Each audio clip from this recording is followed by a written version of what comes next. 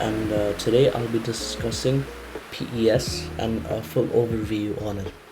And this video is brought to you by Economics Made Easy. So let's get right into it. So what is PES? We've discussed PED before, but PES is actually a short form for price elasticity of supply. Now, the definitions are quite similar when it comes to PES and PED, but there's a very important difference that you need to distinguish. Price elasticity of supply is a measure of the responsiveness of the quantity of a good supplied to changes in its price. So basically, PES is calculated along a given supply curve. So in general, if there's a relatively large responsiveness of quantity supplied, supply is actually referred to being is elastic. If there's a relatively small responsiveness, then supply is, you guessed it, inelastic.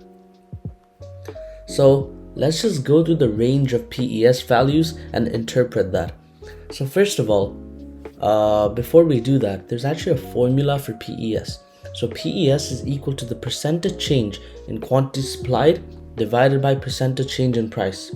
You can write this in various ways, but just for you guys' understanding, this is how I wrote it. So now let's actually interpret those PES values. So when the PES is greater than 0 but less than 1, it's price inelastic. So the percentage change in quantity supplied is smaller than the percentage change in price. So the value of PES is less than 1. Next, if the PES is greater than 1 but less than infinity, supply is price elastic. Then when the PES is equal to 1, then we have something that's unit elastic. So the percentage change in quantity supplied is equal to the percentage change in price. Next, when the PES is 0, it's perfectly inelastic. So the percentage change in quantity supplied is literally 0. So there is no change in quantity supplied no matter what happens to the price. And then lastly, when PES is equal to infinity, it's perfectly elastic. So the percentage change in quantity supplied is infinite. So basically any change in price leads to an infinitely large response in quantity supplied. So now that we actually have that overview on PES, we can now delve deeper into the determinants of PES. We looked at the determinants of PED in the previous video, and the determinants for PES are different, with some being the same. So let's get right into it. The first one is length of time. And this is an important factor determining PES, as basically the length of time is very dependent, as based on that, it also gives the amount of time firms actually have to adjust their inputs. So over a very short time, the firm may be unable to increase or decrease any of its inputs to change the quantity it produces. So in this case, the supply would actually be highly inelastic, and there's even scenarios where it could be perfectly elastic when in these cases. But now, let's say on the other hand, if the length of time that a firm actually has increases, the responsiveness of the quantity supplied to the price actually begins to rise. So the PES increases because now firms actually have more time to adjust their inputs. Next, we have mobility of factors of production.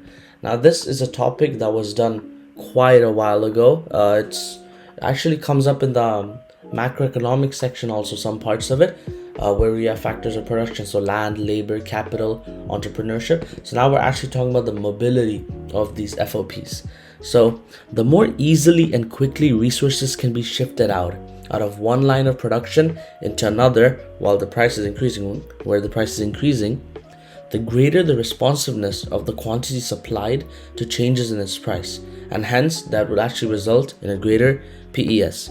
Now, easy way to phrase this is how, for example, if you're now working in a farm and you're planting strawberries, it will be easier for you to switch from planting strawberries to planting blueberries, for example, than it would be for someone who's working in the farm to switch to a profession like being a car salesman, as it actually takes time to adapt to a new job. Whereas when I'm talking about the cultivation, you can actually move to that other line very much easily and while there is some adaptability requirements, it's minimal than in comparison to changing your entire profession. So I hope that makes sense. Next, your spare and unused capacity of firms. So sometimes firms may actually have a capacity to produce that isn't being used.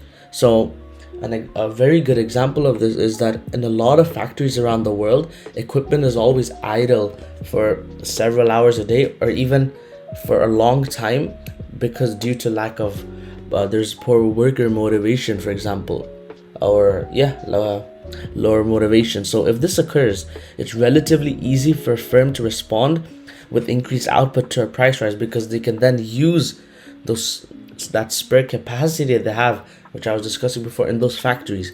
But now, let's say if the firm's capacity is fully used, so now they're actually making use of all of their resources, so there's no spare capacity whatsoever, it'll be more difficult to respond to a price rise. So therefore, we can actually say that the greater the spare or unused capacity, the higher the price elasticity of supply. Next, the ability to store stocks. So some firms actually store stocks of output they produce, but they don't sell it right away. Now, firms that have an ability to store stocks are likely to have a higher price elasticity of supply for their products than those that actually cannot store stocks.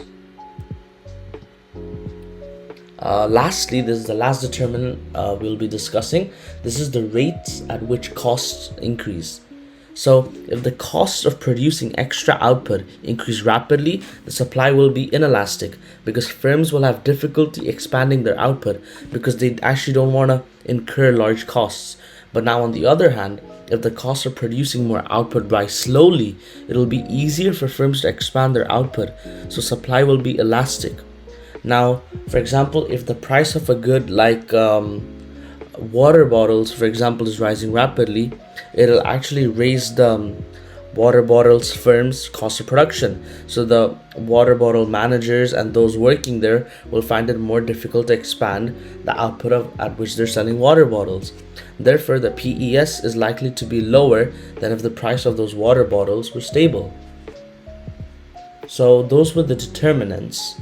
And now I'm gonna help you guys answer those very critical IB questions, and this is an HL topic as well in economics HL for the diploma program. So this is one of the questions. So explain why PES for many primary commodities is relatively low and PES for manufactured products is relatively high. How you would actually answer this question, there's some steps that you need to take. First of all, we need to identify the keywords here. So we have PES, which is price elasticity of supply. We have primary commodities. We have manufactured products. And then we have the terms PES, right? So PES isn't just one thing. We need to explain PES in key detail. We need to actually explain what PES first is, then the range of values, how it can be connected to these two different areas, and then actually defining manufactured products and primary commodities. So if you were to do this in an exam, this is how I would do it. I would prefer to define PES. So I would actually say, so PES is a measure of the responsiveness of firms to increase the quantity supplied on the market due to a change in price. The PES, also known as the price elasticity of supply, can be calculated through the formula by dividing the percentage change in quantity demanded by the percentage change in price. And this is clear in the formula, which I've already gone through before. Percentage change in quantity supplied divided by percentage change in price. So there are now ranges in the PES, which include perfectly inelastic, relatively inelastic, unit elastic, relatively elastic, and perfectly elastic. And you don't really need to always do the greater than 1, less than 0. You can just list that they're unit elastic relatively, because then you're also it's quite unnecessary. So if you just do it one way, then you don't need to do the rest, or else you're just wasting time in the exam trying to gain marks which you're not even going to get.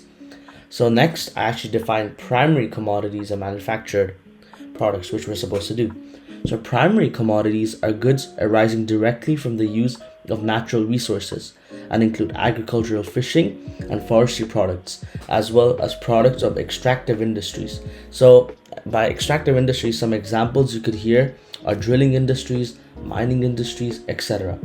So manufactured products are goods produced by the labor working together with capital, as well as raw materials. So examples of your manufactured products every day would include cars, computers, and television.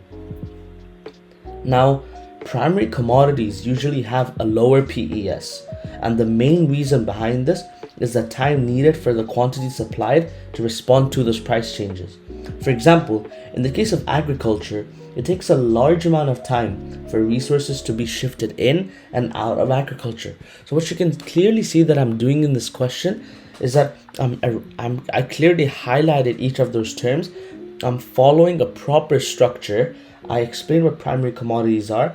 I'm giving an example. I listed why it's that the PES is relatively low, and then I'm giving an example. I'm actually analyzing. That's how the IB wants you to answer such questions. So the more you do it, the more you actually get used to this format, the better it is. So continuing with what I'm saying, farmers need at least a planting season to be able to respond to higher prices. And in most areas, there's a limited amount of land, right, that can be bought into cultivation. Under such conditions, an increase in output per unit of land cultivated is needed. But this requires technological change in agriculture involving new seeds or other inputs that are more productive, and that also takes a great deal of time. And it comes back to the point that we were talking about when it comes to the length of time in the short run, long run, actually being able to adjust to these changes.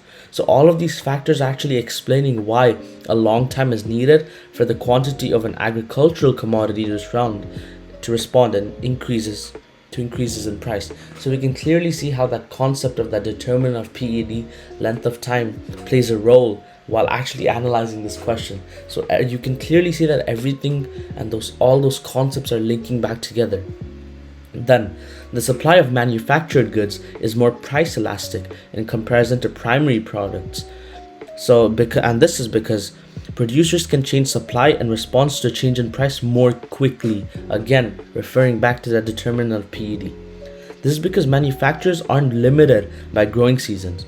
So now if you assume that a manufacturer of smartphones, for example, has spare capacity, they can increase supply almost immediately if there's a price increase. Manufactured goods can be stored more easily than agricultural goods as well, which are perishable. If manufacturers hold a stock of goods, they can respond to an increase in price by releasing that stock onto the market. Similarly, if the price of a manufactured good decreases, products can hold their output in stock and relatively easily decrease the quantity supplied. I know this is a lot of content, but if you're looking for that top mark response, this is usually how you would write it, and it does come with a lot of practice. So all I can truly say is keep practicing, and of course these will usually end up as 15 mark questions.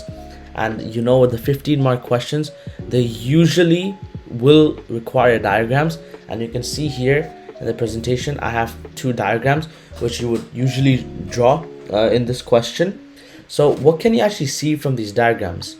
You can see that the price fluctuations are larger in the case of inelastic supply. As you can see that because the supply curve is relatively more inelastic, you can see that as demand is shifting to the left and right in both of these diagrams. But you can see that now when demand is shifting here, when supply is inelastic, there's a larger price fluctuation.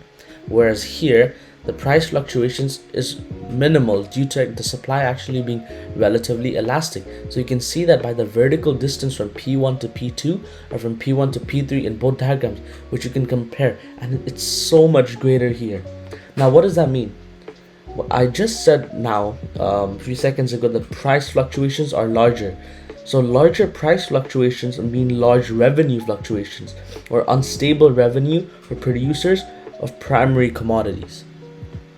And then using this information, we then actually write our conclusion, analyze the diagram further. Hence, understanding this, we can actually justify the point made that the PES for many primary commodities is relatively low and the PES for manufactured products is relatively high. And then you'd conclude your response. And that's basically how you would answer this question. And thank you so much for watching. I feel like we covered a lot of heavy content today, but I also think it was very necessary if you really want to ensure that you kind of have a very strong grasp. And don't forget, this last slide here is an HL concept, so it was done a lot more in detail in this video. But otherwise, if you're an SL student, you should know what PES is, the formula, the range of PED values, the determinants, of course. Usually in exams, it'll come as a 10-mark question, maybe even the 4-mark in the other papers, where you just might have to list the determinants, but then you can also be asked to actually evaluate upon them as well. So it's really important that you know these as well. Try to think of an acronym that can help you out. That's usually what I try to do. I haven't thought of one for PES yet, but I probably will later in the future, and I will let you guys know my ideas. But otherwise, thank you so much for watching, and again, credit goes to SlidesGo as well for letting me use their amazing template. But otherwise, thank you so much, and I'll see you guys next time.